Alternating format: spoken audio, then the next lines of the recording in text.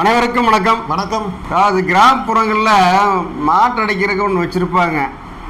மாடு எவ்வளோதான் அடி வாங்கினாலுமே மாடு எனக்கு சலிக்காது. ஆனால் அடித்து அந்த இது இஞ்சி போயிடும், உடஞ்சி போயிடும்னு சொல்லுவாங்க. அந்த மாதிரி நம்ம தாவக தலைவர் விஜய் அவர்களை அத்தனை பேருக்கு பேசினாலும் யாருன்னு சொல்கிறேன் உங்களுக்கு தெரியும்னு நினைக்கிறேன். அந்த ஆளை காணோம், அதுதான் தொலாவிட்டு இருக்கிறேன். யாருன்னு வரீங்களா? சாட்டைத்தான். சாட்டை எப்போ மாட்டை எத்தனை அடி அடித்தாலுமே சாட்டை தான் ஒடியுமே தவிர அந்த கயிறு தான் பிஞ்சு போகுமே தவிர இந்த மாட்டுக்கு எதுவும் வலிக்காது. மாடு அத்தனை வழிகளையும் தாங்கிட்டு தன்னுடைய வேலையை மிகச் சரியாக செய்யும்.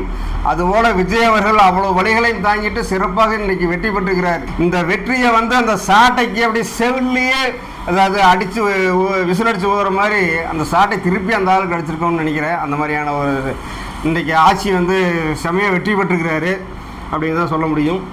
ஏகப்பட்ட விமர்சனங்களை கடந்து மனவேதனையுடன் எவ்வளவோ வழிகளை தாண்டி நிறைய விஷயங்களை கடந்து இன்றைக்கி மாபெரும் வெற்றி அப்படிங்கிறது தமிழக வெற்றி கழகத்துக்கு கிடைச்சிருக்கு. இது விஜய் அவர்களை ஒரு இடத்திலிருந்து இன்னொரு இடத்துக்கு கொண்டு போய் அவர் நினச்ச விஷயத்தை அவரோட கனவை பழிக்க செய்திருக்கிறது. இது எப்படி நடந்திருக்குன்னா மக்களால் நடந்திருக்கு. இதுக்கான நன்றி கடனை அவர் ஜெயிச்சு வந்தானா செய்வேன்னு சொல்லியிருந்தார். கட்டாயமாக அதை நம்ம எதிர்பார்க்கலாம். அவர்கிட்ட இருந்து மக்களுக்காக பணி செய்ய வந்த ஒரு நபரை கண்டிப்பாக மக்கள் கரெக்டாக செலக்ட் பண்ணியிருக்காங்க. இந்த தடவை பணத்தை எல்லாம் ஒதுக்கிட்டு சரியான நபரை தேர்ந்தெடுத்துட்டாங்க அப்படிங்கிறது எந்தவித மாற்றமும் இல்லை.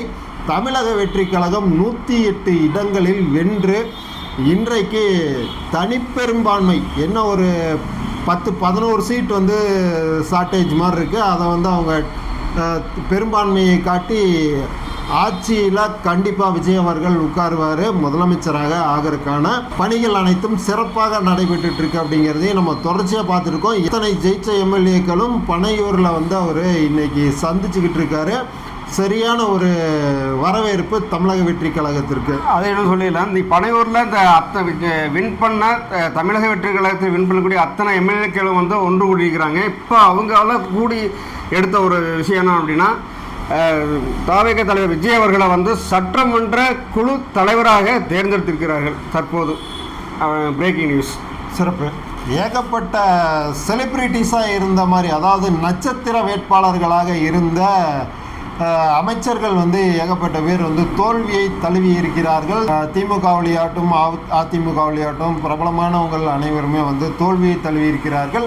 புதிதாக வந்த ஒரு கட்சி வருமா அப்படியா இப்படியான்னு சொல்லி கேட்டுட்டு இருந்த அனைவருக்குமே இது முகத்திலை கரிய பூசினது அப்படிங்கிறது தெள்ள தெளிவாக இந்த ரிசல்ட் நமக்கு கொடுத்துருக்குன்னு சொல்லலாம். அது முக்கியமாக என்ன பார்க்கணும் அப்படின்னா, குளத்தில் தண்ணி வத்திருச்சு அப்படின்னா அந்த கொக்கு வேலை இல்லை அப்படிங்கிற மாதிரி சொல்லுவாங்க. அதே மாதிரி முதலமைச்சராக இருந்த ஸ்டாலின் ஐயா இருந்தக்கூடிய கொளத்தூர் தொகுதியில் கூட அவர் வின் பண்ண முடியாமல் ஒரு சூழ்நிலை தாவைக்காவினுடைய ஆதிக்கம் அங்கேயும் பிரதிபலித்திருக்கிறது அப்படிங்கிறது நமக்கு கிட்டத்தட்ட 9000 வாக்குகள் வித்தியாசத்தில் ஸ்டாலின் அவர்கள் தோற்றிருக்காரு. சற்று முன்பாக ஸ்டாலின் ஐயா அவர்கள் ஆளுநருக்கு தன்னுடைய முதலமைச்சருடைய ராஜினாமா கடிதத்தையும் கொடுத்துட்டாரு. ஆளுநரும் அவர்கள் அதை ஏற்றுக்கிட்டாங்க. மெயில் அனுப்பிச்சிருந்தாங்க, கடிதம் மூலியமாக அவர் அனுப்பிச்சிருந்தார் ஆளுநர் மலைக்கு. அதை அவங்க ஆளுநரையே ஏற்றுக்கிட்டாங்க.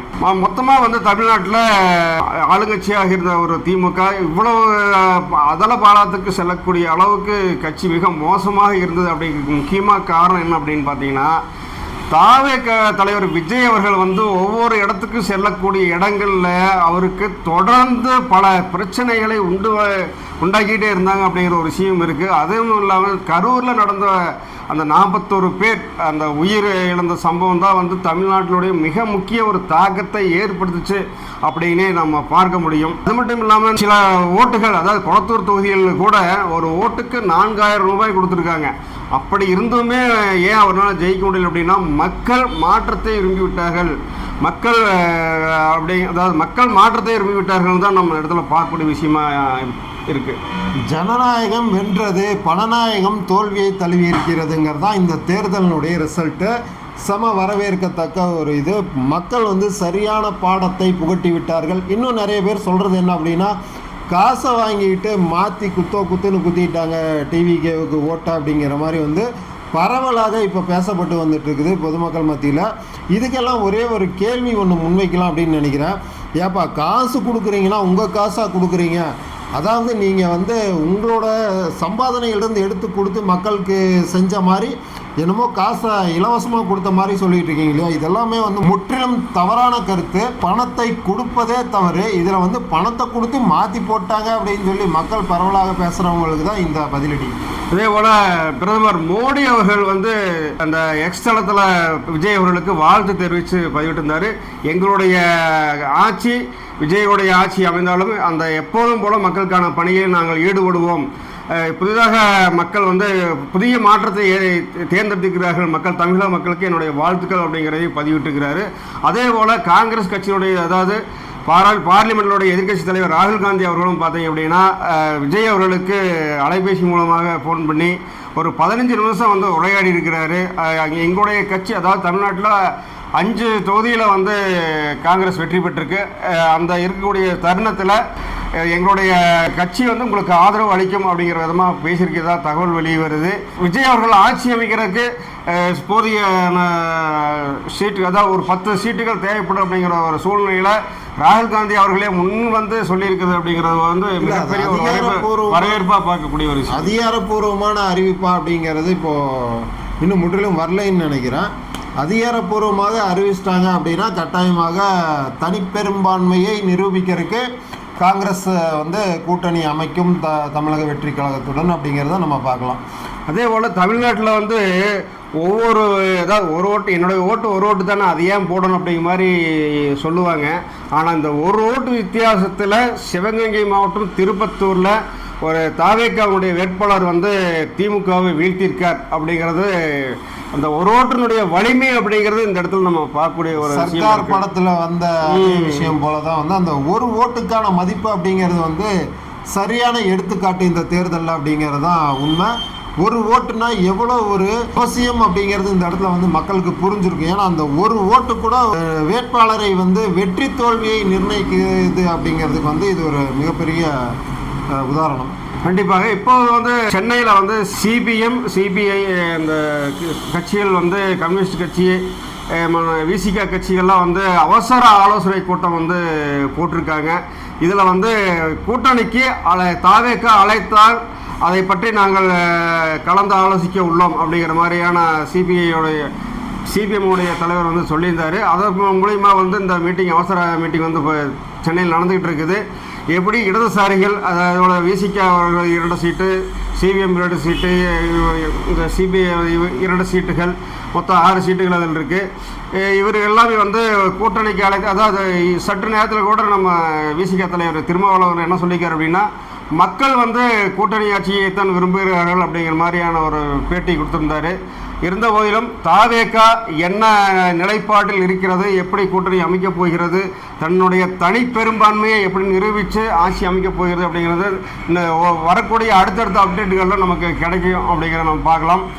இதில் என்ன அப்படின்னா, ஒரு நிருபர் கேள்வி கேட்டதுக்கு, விசிக தலைவர் பார்த்து கேள்வி கேட்டதுக்கு, நீங்கள் வந்து ஏன் விசில கூட்டணி சேருவீங்களா அப்படின்னு கேட்டதுக்கு, நாங்கள் திருமாவர்கள் சொன்னது என்ன அப்படின்னா, நாங்கள் வந்து தாவேக்காவை பற்றி நாங்கள் அதிகமாக விமர்சனம் பண்ணவே இல்லை அப்படிங்கிற மாதிரி சொல்லிக்கிறாரு. இது மிகப்பெரிய முற்றிலும் ஒரு பொய்யான ஒரு தகவல். ஏன் அப்படின்னா, விசில் வந்து தேட்டரில் தான் அடிக்க முடியும், சட்டசபையில் அடிக்க முடியாது அப்படிங்கிற விஷயத்தையெல்லாம் அவர் பேசிக்கிறாரு.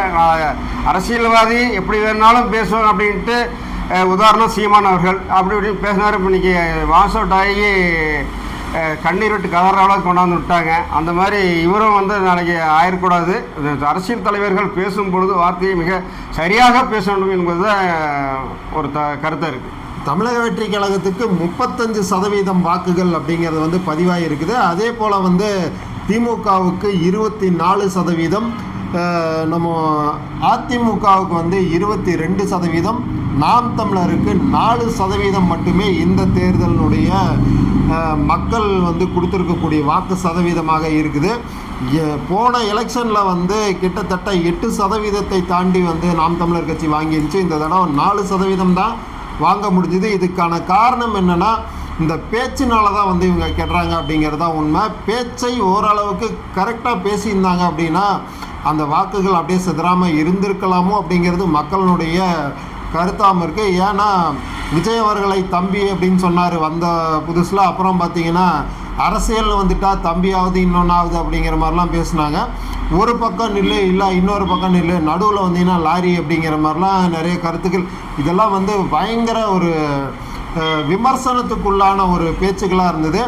இன்றைக்கு வந்து அவங்க இவ்வளவு சதவீதம் வாக்கு குறைஞ்சிருக்கிறதுக்கு அவங்களே தான் மேடைக்கு மேடை போட்டு பேசிய அந்த முரணான வார்த்தைகள் தான் வந்து அவங்கள இந்த வாக்கு சதவீதத்தை குறைச்சு வர்றதுக்கான ஒரு இதுவாக வந்து அமைஞ்சிருக்கு அப்படிங்கிறதையும் பார்க்கலாம். முக்கியமான வந்து சகனிய கூடையே வச்சிருக்கேன் அப்படிங்கிற மாதிரி சாட்டை துறவுறன சீமான் அவர்கள் வச்சிருந்தது தான் மிகப்பெரிய இந்த நாம் தமிழர் கட்சி தோல்விக்கு முக்கிய காரணம் அப்படின்னா அந்த சாட்டை அவர்கள் தான் நம்ம சொல்லலாம். ஏன்னா ஒரு அரசியல் கட்சி தலைவர்களை விமர்சிக்கும் போது நாகரிகமாக விமர்சிக்க வேணும்.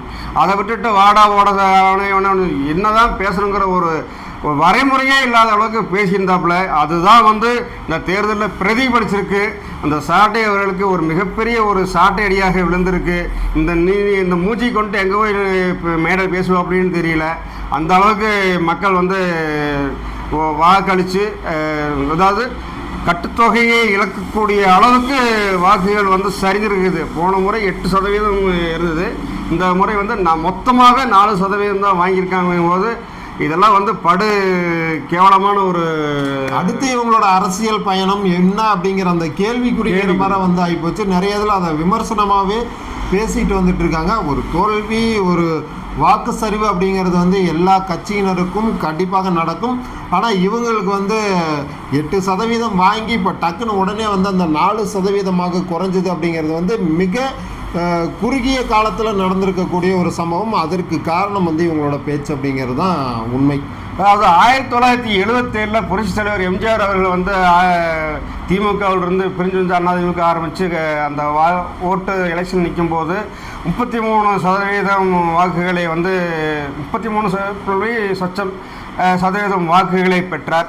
அதே போல் என்டி ராமாராவ் வந்து ஆந்திராவில் வந்து அவர் சுயேட்சை அதாவது நடிகராக இருந்து வந்து கட்சி ஆரம்பித்து அவர் எலெக்ஷன் நிற்கும் போது 39% வாக்குகள் வந்து அவர் பெற்றதாக வந்து ஒரு தரவுகள் இருக்குது. அதே போல் சிரஞ்சீவி அவர்கள் வந்து கட்சி ஆரம்பித்து தனியாக நிற்கும் போது ஒரு 18% வாக்குகளை வந்து அவர் பெற்றார் அப்படிங்கிற ஒரு தரவுகளும் இருக்குது. அதே போல் புரட்சிக் கலைஞர் விஜயகாந்த் அவர்கள் வந்து தனியாக கட்சி ஆரம்பித்து அவர் தேர்தல் நிற்கும் போது ஒரு 8% வாக்குகளை வந்து அவர் பெற்றார் அப்படிங்கிற தகவல் இருக்குது.